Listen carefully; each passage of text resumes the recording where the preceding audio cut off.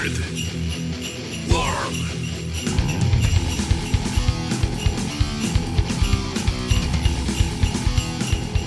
Welcome to Our Weird World. I'm your host, John Henson, and Merry Christmas. Merry Christmas. None of this Xmas and taking Christ out of Christmas, but if you're one of those people who's like, it's supposed to be happy holidays. Not today. Not today. Today specifically is Merry Christmas. Tomorrow and the day before and all that, you can go back to happy holidays. It's fine.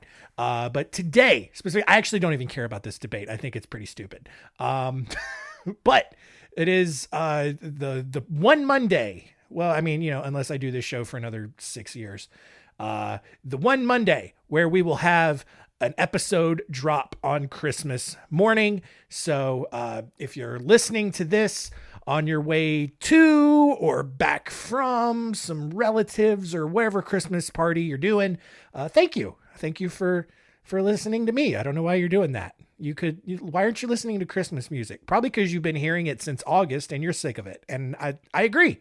That's ridiculous. What are we talking about today? Right. Urban legends today. I mentioned it towards the end of the show last week where, one of the old timey Christmas traditions back in Europe, they would tell like ghost stories or like scary stories, which is weird because we have a whole holiday dedicated to that.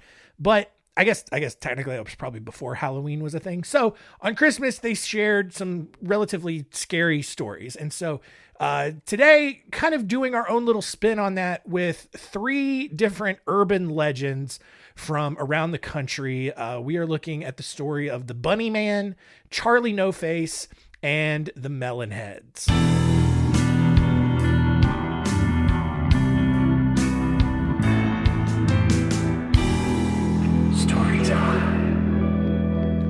Our first story is of Charlie No Face, who's also known as the Green Man in Pittsburgh, Pennsylvania. One of the more infamous characters in local lore out there. The legend goes that Charlie, or his ghost, roams the streets of Pittsburgh at night, blowing smoke from holes in his faceless face. Like he has a face, but he doesn't have a face or something like that. Anyway, he's got holes in it. We know this much, and smoke comes out of his face holes. Anyway, his skin also glows green. You can see the green glow from one of several abandoned railroad tunnels around the city at night. The problem with all of this is that, one, it's not true. Obviously. But 2, the real story of Charlie No Face didn't even happen in Pittsburgh. So Charlie's actual story, whose real name was Raymond Robinson, began in 1919 when he was 9 years old. And while walking along the Morado Bridge over the Beaver River in the town of Beaver Falls, which is about 30 miles northwest of Pittsburgh, Robinson saw a bird's nest on a power line. And as with most curious and also dumb 9-year-olds, Robinson decided to climb this power pole and get a closer look at the nest. And even though Raymond didn't care, and he also probably didn't know, wouldn't have cared anyway, this pole carried 2 lines. One was 1,200 volts. The other was 22,000 volt lines for the town trolleys that had also recently shocked another boy to death the previous year.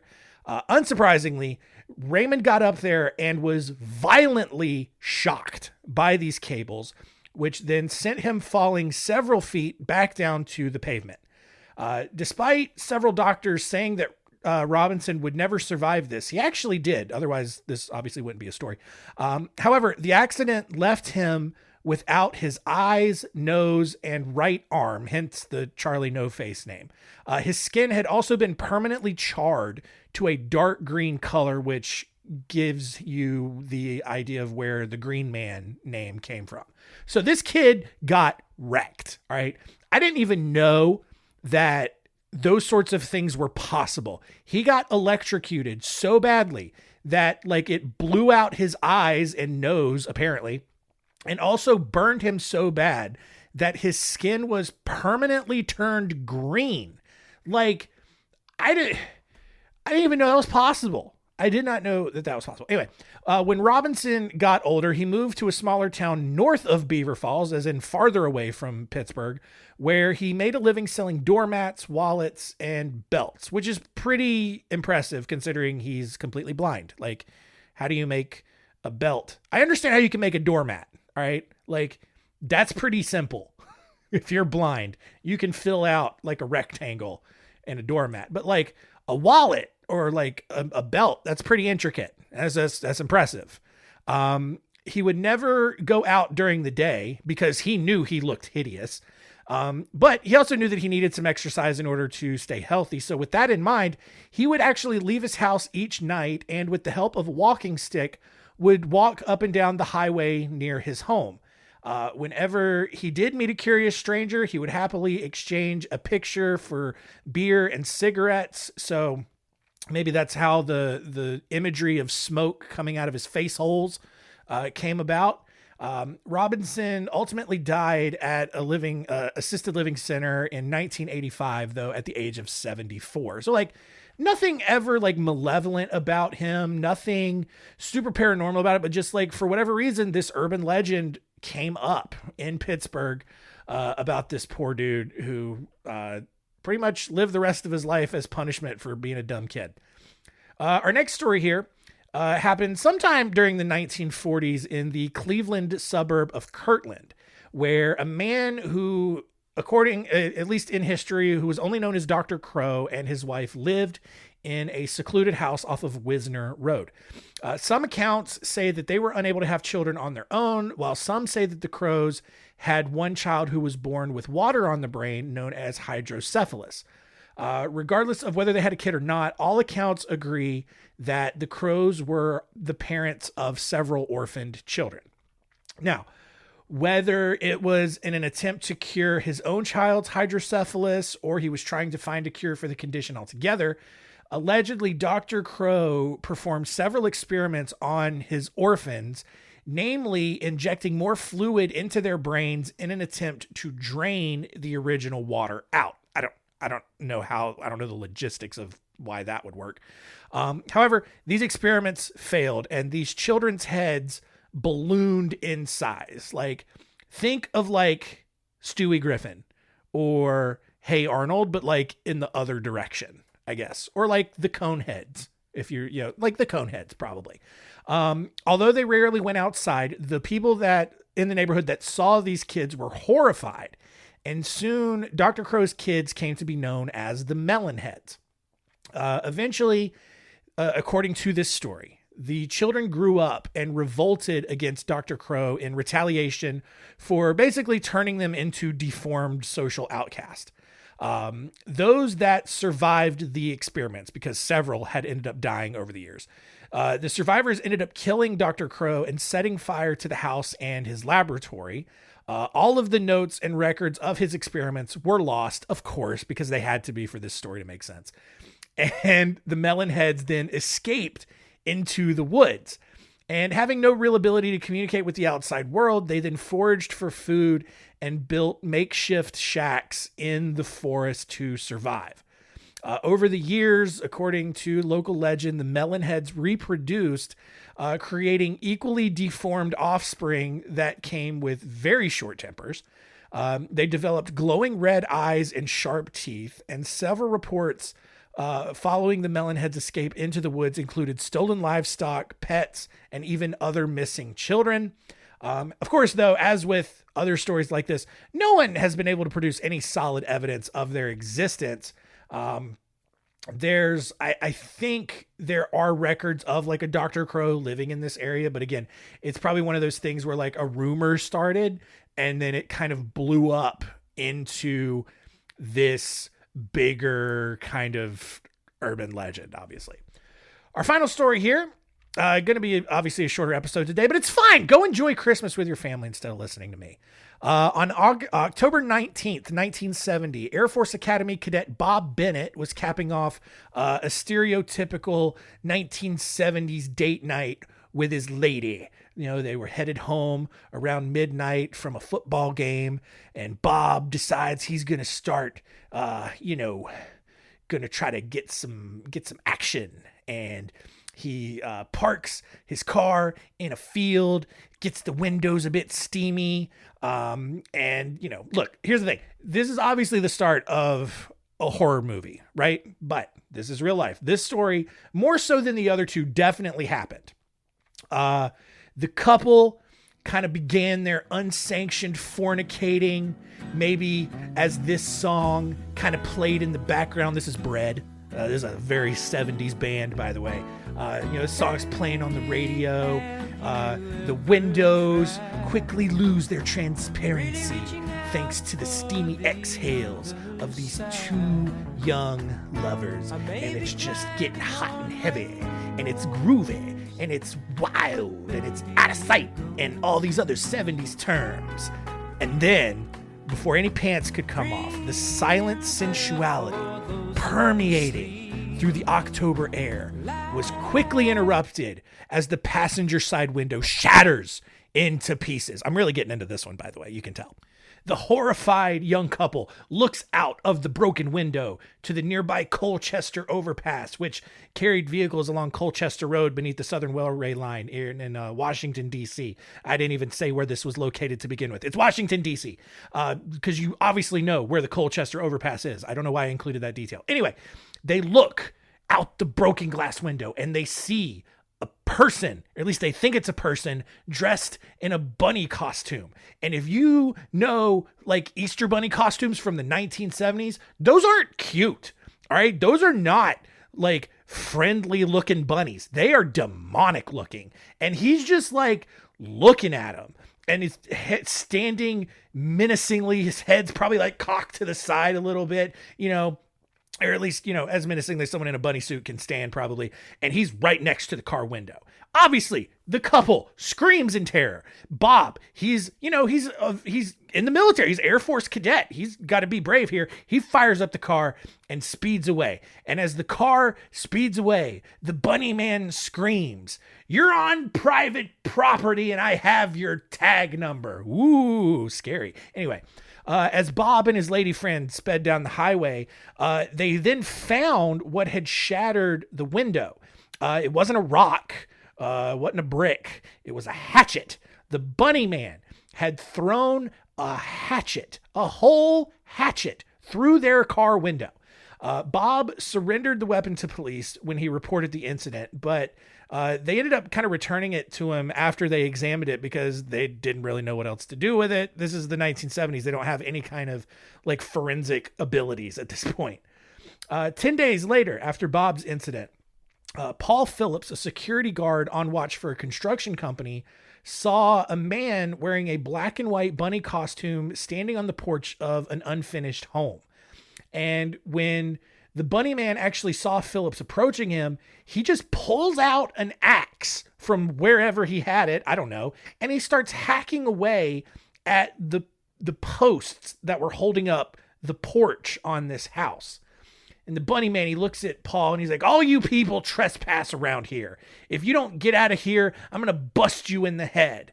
And like Phillips, who thought he had to be on like the craziest acid trip of his life, he decides to get brave and he thinks he's going to be the most amazing security guard in history. He goes back to his car to get his gun because he's going to have it out with the bunny man.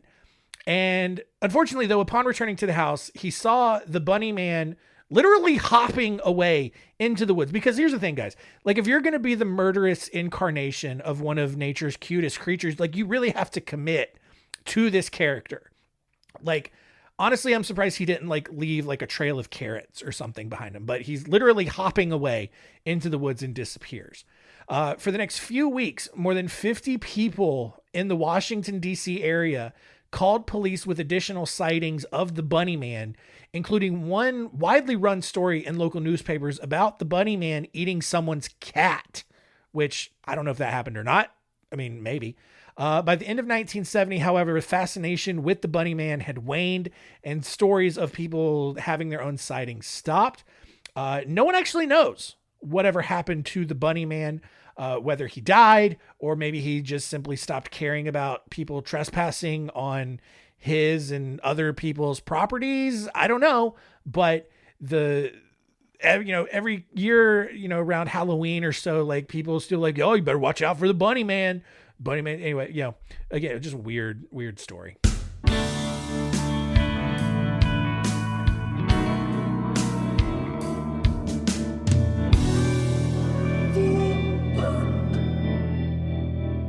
All right, some urban legends in the books, and also the end of our episodes in 2023. It has been another year. This is the end of the 4th year doing this show. It started in 2020 around when the pandemic started, because why not?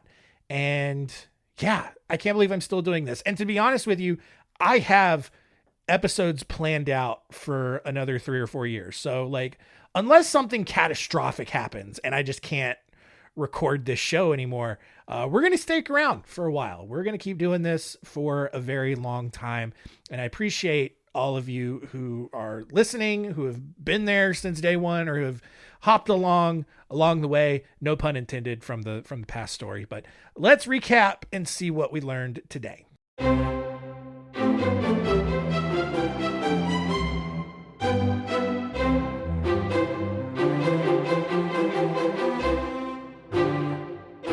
What did we learn? Number 1, Charlie No Face really didn't have a face. He got it blown off because he electrocuted himself, but also not even really an urban legend belonging to Pittsburgh. Like, they just took a story from the next town over and just applied it to themselves and made this poor dude like scarier and more menacing than he really was. Like, Charlie No Face, actually just a nice guy who made belts and wallets and stuff.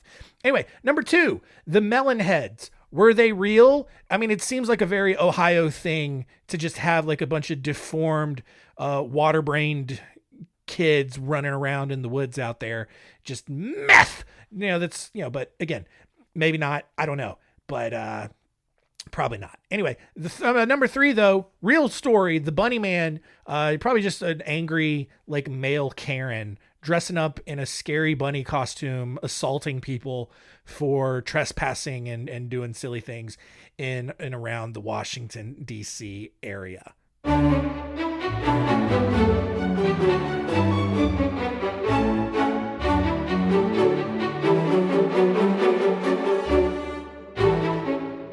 Next week on Our Weird World, we are starting 2024 with 3 stories of people who thought that they could fake their own deaths.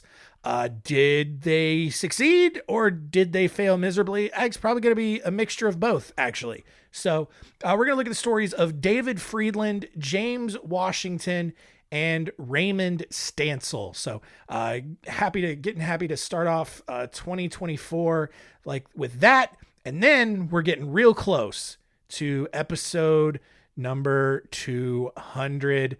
Oh boy, it's gonna be a hoot and a half. So looking forward to that. Also, after the show today is the final stupid little song lyric recitation that I've been doing. I've found enough. I think I've gotten my point across in that a lot of songs out there are really stupid, and yet they have been hits for people. Also last week's song, just real gross and disturbing. So, gonna end that bit with today's episode. But I'll figure out something else to do, at the end of some of these shows sometimes. And, yeah, we're gonna keep going. So thank you for listening. Keep telling all your friends and keep it weird.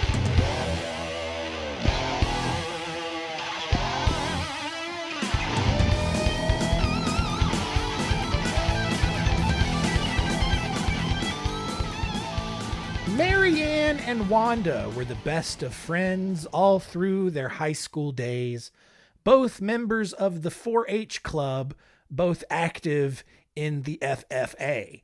After graduation, Marianne went out looking for a bright new world. Wanda looked all around this town, and all she found was Earl. Well, it wasn't 2 weeks after she got married that Wanda started getting abused. She put on dark glasses and long sleeve blouses and makeup to cover a bruise. Well, she finally got the nerve to file for divorce. She let the law take it from there. But Earl walked right through that restraining order and put her in intensive care. Right away, Mary Ann flew in from Atlanta on a red-eye midnight flight. She held Wanda's hand and they worked out a plan, and it didn't take them long to decide that Earl had to die.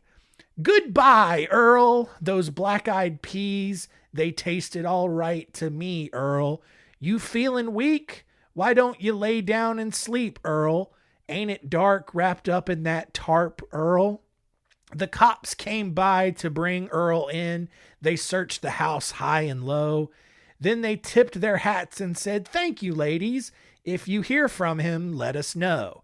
Well, the weeks went by and spring turned to summer and summer faded into fall.